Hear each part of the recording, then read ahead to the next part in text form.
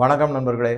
Epstein ஃபைல்ஸ்னுடைய அடுத்த video இது. இதுவரைக்கும் வந்திருக்கிற தகவல் படி பார்த்தீங்கன்னா, ஒரு 30லிருந்து 35 லட்சம் டாக்குமெண்ட்ஸ் அவர் சேகரிச்சு வச்சிருக்காரு அப்படிங்கிறாங்க. இந்த டாக்குமெண்ட்ஸ்ல வெறும் டாக்குமெண்ட்ஸ் மட்டும், அதை தவிர பல ஆயிரக்கணக்கான வீடியோ, பல ஆயிரக்கணக்கான போட்டோ இதெல்லாமும் சேகரிச்சு வச்சிருக்காரு. தன்னுடைய கம்ப்யூட்டர் மற்றும் டேட்டா ஸ்டோரேஜ்ல எல்லாத்தையும் சேர்த்து. இந்த டாக்குமெண்ட்ஸ் மட்டும் எடுத்துக்கிட்டோம்னாக்க அதுல எந்தெந்த மாதிரி இருக்கு அப்படிங்கிற ஒரு புரிதலுக்காக நம்ம தெரிஞ்சுக்கலாம். பல பேர் அவருடைய உறவாடிய இமெயில், அப்புறம் ஐமெயில் அப்படின்னு சொல்றது, ஐ மெசேஜஸ் அப்படிங்க, ஐபோன்ல இருந்து அனுப்பக்கூடிய மெசேஜஸ். இதை தவிர இவர் கனெக்ட் பண்ணி பத்திரிகைகள்ல வந்த செய்திகள், அதை தவிர அரசியல்வாதிகள் முன்னெடுக்கக்கூடிய பல நடவடிக்கைகள், பத்திரிகைகள்ல வந்த செய்திகள், இதை எல்லாத்தையும் அவர் சேகரிச்சு வச்சிருக்காரு. எல்லாத்தையும் எதுக்கு சேகரிச்சிருக்காரு? இவர் தான் சம்பந்தப்பட்ட விஷயங்கள் மட்டும் இல்லாமல் தனக்கு சம்பந்தமே இல்லாத பல தகவல்களையும் அவர் சேகரிச்சு வச்சிருக்காரு. அதன் பின்புலத்துல பார்க்கும்போது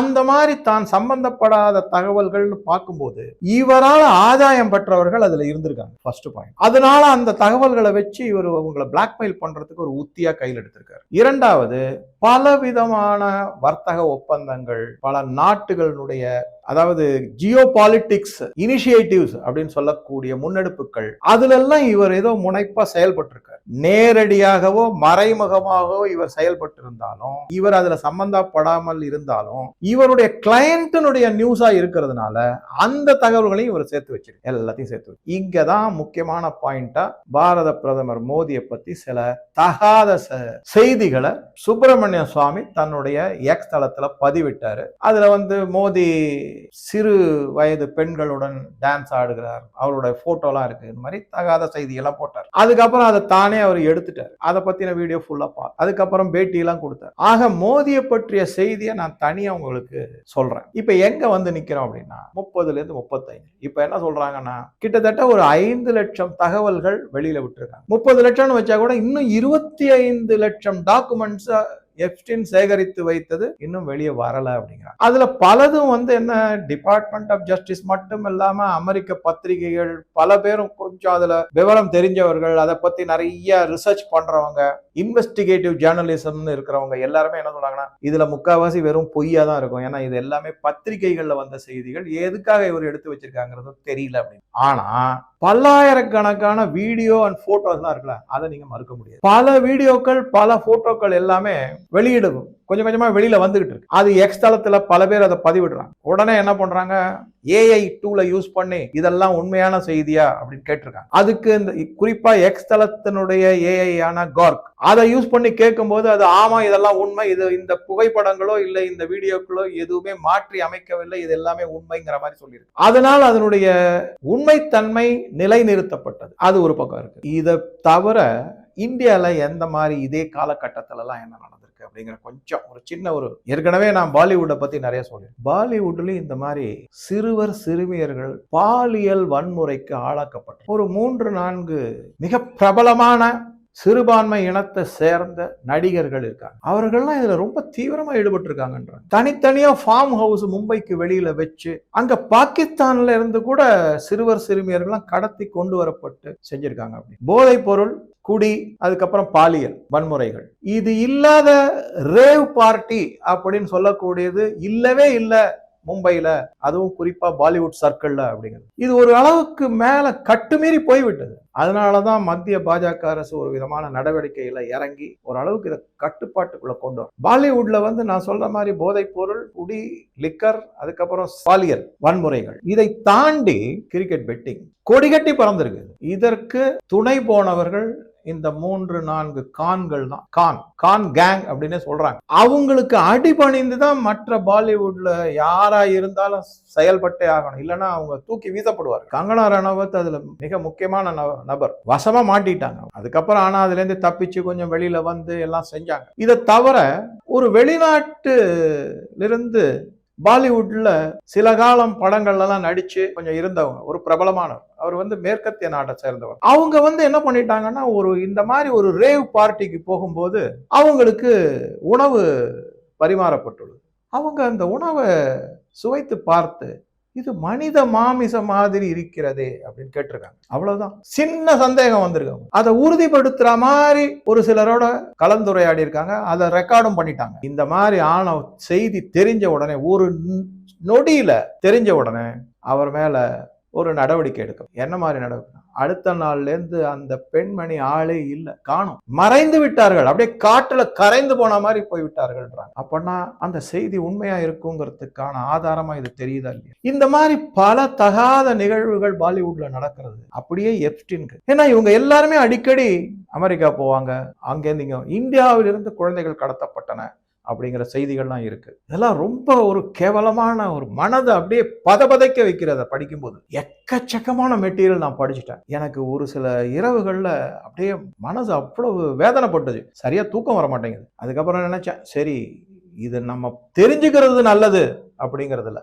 ஹிந்தியில ஒரு அருமையான நடிகர் இருந்தார், சுஷாந்த் சிங் ராஜ்பூத். அவர் மற்றும் திஷா சாலியன், அவங்க நடிகை கிடையாது, ஆனா இந்த பிஆர்ஓ ஒர்க்கு, பல நடிகர்களுக்கு பிஏவா இருக்கிறது, அதெல்லாம் செஞ்சுட்டு. ஈவன் சுஷாந்த் சிங் ராஜ்புத்துக்கு கூட பிஏவா இருந்தாங்க. சுஷாந்த் சிங் ராஜ்புத் கூட ரொம்ப இணைந்து செயல்பட்டு வந்தவங்க ரியா சக்கரவர்த்தி. அது தவிர அன்கிதா லோகண்டே அப்படிங்கிற இந்த மாதிரி நிறைய பேர் அவர் கூட இதுல சினிமால இருக்கு. இந்த சுஷாந்த் சிங் ராஜ்புத்துக்கு இந்த மாதிரி விஷயங்கள்லாம் கொஞ்சம் கொஞ்சமா தெரிய வர, பாலியல் வன்முறை, போதைப் பொருள், நர மாமிச விருந்து, குழந்தைகளுடைய மாமிச விருந்து, இதை ஒரு ஸ்டேஜில் அவரால் பொங்கி எழுந்துட்டார். அவரால் கண்ட்ரோல் பண்ண முடியல. இதை நான் வெளியில சொல்ல போறேன், சரியான ஒரு இடத்துல இதை சொல்லி இதற்கான நடவடிக்கை. மர்மமான முறையில் அவர் இறந்தார். திஷா சாலியன் மர்மமான முறையில் இறந்தார். ரியா சக்கரவர்த்தி சாரி பாபு அப்படின்னு சொல்றாங்க. எதை பார்த்து? சுஷாந்த் சிங் ராஜ்புத்தினுடைய இறந்த உடலை பார்த்து. அவங்க எதுக்கு சாரின்னு சொல்லணும்? அப்ப அவங்களுக்கு ஏதோ தெரிஞ்சிருக்கு. இந்த மாதிரி பல இது நடந்திருக்காங்க. இரண்டு பேருமே மர்மமான முறையில் இறந்து போனாங்க. நாராயண் ராணேயுடைய மகன் ரித்தேஷ் ராணே,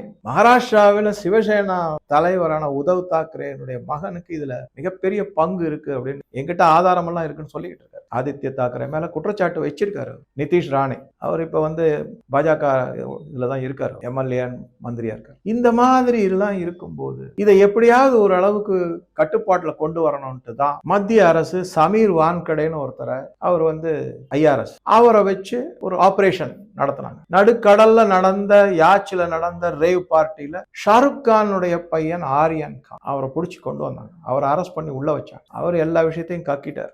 நடவடிக்கை என்ன சார் ஆச்சு அப்படின்னு கேட்காதீங்க. பெருமளவில் கண்ட்ரோலுக்கு வந்திருக்கு. இப்ப எல்லாம் பயப்படுறாங்க. முன்ன மாதிரி எல்லாம் கிடையாது. நடவடிக்கைங்கிறது வேற. அதாவது தனி நபர் மேல வைக்கக்கூடிய நபர். ஏன்னா ஒருத்தரை பிடிச்சி அரெஸ்ட் பண்ணி உள்ள எல்லாம் மற்றவங்க எல்லாம் சுதாரிச்சிருவாங்க. அப்படியே அதை கூண்டோட கைலாசமா கொண்டு வரணும். அதுக்கப்புறம் தான் அந்த சமீர் வான்கடே தமிழ்நாட்டுக்கு ஜாஃபர் சாதிக் அந்த கேஸ் எல்லாம் உங்களுக்கு தெரியும். இருக்கு, எல்லாமே இருக்கு, போயிட்டு இருக்கு கேஸ் அது பாட்டுக்கு. ஏன்னா இந்தியன் ஜுடிஷியல் சிஸ்டம் அந்த மாதிரி ஒன்றும் செய்ய முடியாது. இந்த அளவுக்கு பிடிச்சி நடவடிக்கை எடுத்ததே மிகப்பெரிய விஷயம். இதே பாரத பிரதமர் மோடி ஆட்சியில இல்லாம காங்கிரஸ் எல்லாம் இருந்ததுன்னா ஒண்ணுமே நடக்காது. ஏன்னா இது எல்லாமே நடந்த, இந்த கூத்து நடந்தது எல்லாமே அந்த பீரியட்ல தானே. இதை பத்தி நிறைய பாக்குறோம் நம்ம. ஜெஃப்ரி எப்ஸ்டீன் ஏதோ அமெரிக்கால மட்டும்தான் இருக்குன்னு நினைக்க வேணாம், இங்கேயும் இருந்திருக்கு. இதை தவிர திருப்பி நம்ம அமெரிக்காவுக்கு போனோம்னா அங்கேயும் இதே பிரச்சனை தான். ஹாலிவுட், அங்க இருக்கிற மிகப்பெரிய பிரபலங்கள் எல்லாம் இந்த ஜெஃப்ரி எப்ஸ்டீனோட கிளையண்ட். இந்த இடத்துல தான் நான் உங்களுக்கு சொல்றேன். அதாவது அமெரிக்கா, இந்தியாவில் மியூசிக் இண்டஸ்ட்ரிங்கிறது வேற. இங்க எல்லாமே சாஸ்திரிய சங்கீதத்துல போயிடும். அது ஒன்றும் பெரிய இது கிடையாது. அமெரிக்காவில் இருக்கிற மாதிரி இந்த மியூசிக் இண்டஸ்ட்ரி இந்தியாவில் பெரியது. இது எல்லாமே சினிமா சார்ந்த மியூசிக், அப்படி இல்லைன்னா கர்நாடிக் மியூசிக், இந்துஸ்தானி மியூசிக், அந்த லெவல்ல போயிடும். இல்லைன்னா இன்னொரு இது இருக்கு, கசல்னு ஒரு வகை இருக்கு, அதுல போயிடும். அதுல இந்த ரேவ் பார்ட்டி மியூசிக் மாதிரி இருக்காது. இந்தியாவினுடைய மியூசிக் இண்டஸ்ட்ரி ஒரு யூனிக். அது எப்பவுமே கொஞ்சம் ஸ்பிரிச்சுவல் சார்ந்ததா இருக்கு. அங்க அப்படி கிடையாது. எல்லாமே ரேவ் பார்ட்டி மியூசிக், உணர்ச்சிகளை அப்படியே தூண்டக்கூடிய வகையில். அதுல குறிப்பா யாரை பத்தி சொல்றாங்க அப்படின்னா டிடி அப்படின்னு ஒருத்தர், ஜஸ்டின் பீபர், நீங்க எல்லாம் கேள்விப்பட்டிருக்கீங்க. மிக மிக குறைந்த வயதில் மிகப்பெரிய ஒரு பிரபலமான பாடகரா வந்தார். அவரெல்லாம் இந்த பாலியல் துன்புறுத்தலுக்கு ஆளாயிருக்காருன்றாங்க. அந்த போட்டோ எல்லாம் வேற இருக்கு. அதுல பங்கேற்று இருக்காங்க இந்த கமலா ஹாரிஸ், முன்னாள் துணை ஜனாதிபதியாக அமெரிக்கா. ட்ரம்பை எதிர்த்து கூட அவங்க போட்டிட்டாங்க ஜனாதிபதி தேர்தல். இந்த மாதிரி தகவல்கள் எல்லாமும் நிறைய வந்திருக்கு. எல்லாம் போட்டோவோட ஆதாரம் இருக்கு, வீடியோவோட ஆதாரம் இருக்கு. ஹிலரி கிளின்டன் அந்த குழந்தைகள் காப்பகத்துல இருக்கிற குழந்தைகளோட கொஞ்சம் குழாவறாங்க.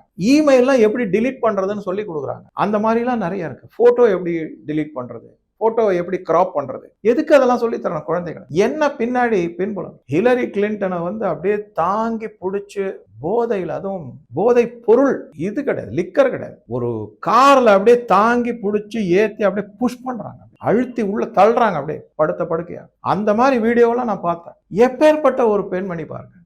அவங்க வந்து ஜனாதிபதியா the worst politician in US ஹிஸ்டரின்னு பல பேர் பதிவிட்டு இருக்காங்க ஹிலரி கிளின்டனை பத்தி. இதை தவிர இந்திய கனெக்ஷன் அப்படின்னு பாத்தீங்கன்னா, இந்த மீரா நையார் ஸ்லம்டாக் மில்லியனர் படம் எடுத்தாங்க, எல்லாம் உங்க எல்லாருமே தெரிஞ்சிருக்கணும். அவங்க வந்து ஹிலரி கிளின்டனோட அதுக்கப்புறம் இந்த ஜெஃப்ரி எப்ஸ்டீனோட சேர்ந்து இருக்கக்கூடிய போட்டோக்கள்லாம், அவங்க கமலா ஹாரிஸோட இருக்கக்கூடிய போட்டோக்கள்லாம் அதெல்லாம் வெளியிட்டு இருக்காங்க. அந்த மீரா நையர் வந்து கையில ஒரு சின்ன குழந்தை. யார் அந்த குழந்தை? இந்த ஜொரான் மாம்தானி தான். யாரு ஜொரான் மாம்தானி அப்படின்னு பாத்தீங்கன்னா, அவர் வேற யாரும் கிடையாது, இப்ப நியூயார்க்குக்கு மேயராக தேர்ந்தெடுக்கப்பட்டுள்ள இஸ்லாமியர். அமெரிக்கால வந்து ஒரு பொதுவான ஒரு ஒப்பீனியன், அமெரிக்க ஜனாதிபதிக்கு ஒரு கேட்வே நியூயார்க்ல இருந்து வரும் அப்படின்னு. அவர் நியூயார்க் மேயரா இருந்து அங்கேருந்து போறது, அதை வந்து டீப் ஸ்டேட் தான் அந்த கட்டமைச்சிருக்காங்க, அதை முன்னெடுத்திருக்காங்க. இப்ப என்ன மாதிரி கொஸ்டின் வருது, இந்த மீரா நையரோட குழந்தையான ஜொரா மாம்தானி யாரோட குழந்தைன்னு கேக்குறாங்க. இங்க கூட ஒரு தலைவரை பத்தி அந்த மாதிரி பல சந்தேகங்கள் இருக்கு. ஏன்னா அவருடைய தந்தையார் ஒரு மரணித்த போது, அதாவது மிக கொடூரமான முறையில் மரணித்த போது அவருடைய டிஎன்ஏவை கொடுக்க மாட்டேன்னு சொன்னதுக்காக சந்தேகங்கள் வந்துகிட்டு தான் இருக்கு. இப்ப அந்த ஜொரா மாம்தானி வந்து யாருடைய பையன்? எப்ஸ்டீனோட தான். அப்பனா எப்ஸ்டீனுக்கு வந்து அந்த அளவுக்கு இன்ஃப்ளூயன்ஸ் இருக்கா பிரசிடென்டா தன்னுடைய பையனை கொண்டு வர அளவுக்கு? இந்த மாதிரி கேள்விகள்லாம் போயிட்டு இருக்கும்போது தான் என்ன சொல்றாங்கன்னா, எப்ப வந்து அவர் ஒரு தகாத உறவுல ஒரு தகாத குற்றவாளி மகனா இருக்கும்போது அமெரிக்காவில் ஒரு ஜனாதிபதியா ஆவாரா அப்படின்னு ஒரு பக்கம் ஒரு சாரார் பதிவுலாம் போட்டுட்டு, ஆனா ஆவாங்க. ஏன்னா அமெரிக்க ஜனாதிபதிகள்ல நிறைய பேர் இந்த மாதிரி பல குற்றங்களை செஞ்சு தான் வந்திருக்காங்கன்றாங்க. ஸோ அதுக்கு கிளியர் உதாரணம் யாருன்னு பார்த்தீங்கன்னா, பில் கிளின்டன், பராக், இப்ப ட்ரம்ப் வந்து போன தேர்தலில் உங்களுக்கு எல்லாருக்குமே தெரியும், ஒரு பாலியல் தொழில் ஈடுபட்டிருந்த ஒரு பெண்மணிக்கு பணத்தை கொடுத்து செட்டில் பண்ணி தன்னுடைய பர்சனல் இதெல்லாம் வெளியில சொல்லக்கூடாதுன்னு சொல்லி வந்தவர் தான். அது வெளியில வந்ததுக்கு அப்புறம் தான் ஸ்டாமி டேனியல்ஸ் அவங்க பேர், அதெல்லாம் இன்னும் இருக்கு, இன்னும் மறையல அதெல்லாம். ஆனா அவங்க எதையுமே அவங்க வந்து ஆமா நாங்க இப்படிதான் அப்படிங்கிற மாதிரி தான் பேசுறாங்க. ஆனா என்ன இருந்தாலும் டீப் ஸ்டேட் கை ஓங்கித்தான் இருக்கு அப்படிங்கிறது தான் முக்கியமான செய்தி. அவங்களுக்கு எப்ப யார் மேல ஒரு நடவடிக்கை எதிராக எடுக்க வேண்டுமோ அதற்கு தகுந்தார் போன்ற இந்த ஃபைல்ஸ், இந்த வீடியோஸ், இந்த போட்டோஸ் எல்லாத்தையும் அவங்க உபயோகித்துக் கொள்வார்கள். இந்த இடத்துல ஒரே ஒரு சின்ன விஷயம் என்னன்னா, இந்த டீப் ஸ்டேட் அப்படிங்கிறது ஒரு பர்மனன்ட் மெம்பரா ஒரு குழுவா அப்படி கிடையாது, அது ஃப்ளோட்டிங். சில பேர் உள்ள வருவாங்க, சில பேர் வெளியே போவாங்க. இப்ப ஒரு உதாரணத்துக்கு சொல்லணும்னா, சமீபத்துல நான் படிச்ச செய்தி என்ன அப்படின்னா,